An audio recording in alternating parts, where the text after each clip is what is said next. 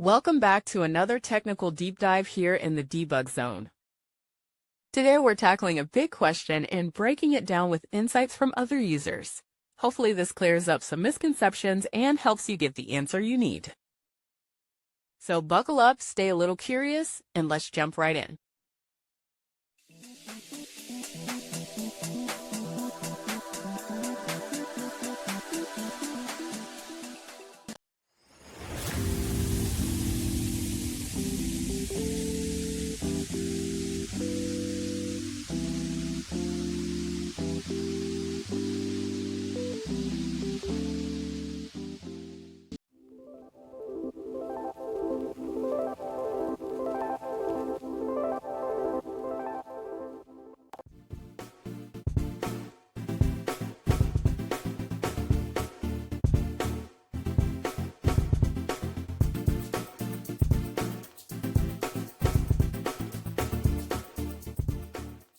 And that's a wrap.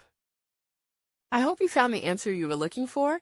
If you did, take a second to hit that subscribe button. It really helps out. And let me know in the comments which solution worked best for you.